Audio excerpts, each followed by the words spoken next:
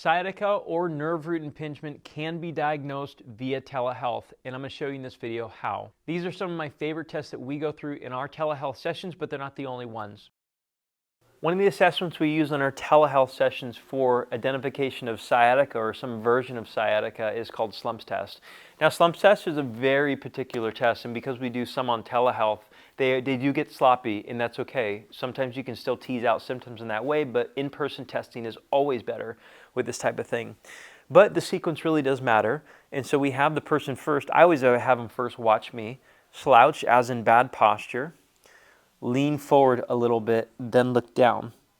Then shin extension, then foot extension.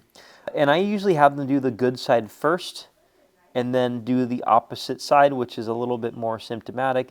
And what we're looking for is to see if their back pain, thigh pain, SI joint pain, hamstring pain increases with foot movement. We all know that the foot doesn't have any connection to those structures.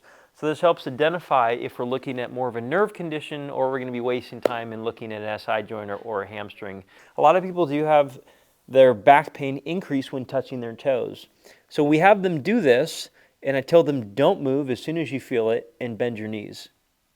This helps out so many people. And so what it does is it doesn't change the low back position, but what it does is it slackens the nerve going to the low back.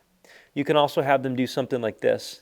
Any of those things that decrease the symptoms indicate some type of nerve involvement, and if not treated as such, a lot of times will prolong the person's case.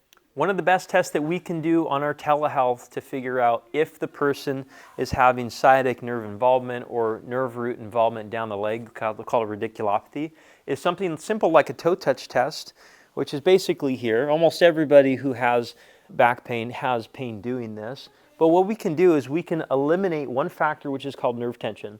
And so if we go like this and it hurts to do, but they go like this and let their back round and they're okay, the only difference is really just all the bends in the leg. I bet if they went up like this again, they'd probably feel it again. So this helps identify if we're looking at only a back condition like a strain or a disc or something, or if we're looking at more nerve root involvement or possibly sciatic nerve involvement. Wondering what else can be diagnosed via telehealth? Check out our other exam series that I have in the description below this video. And as always, if you want to work with us, please reach out.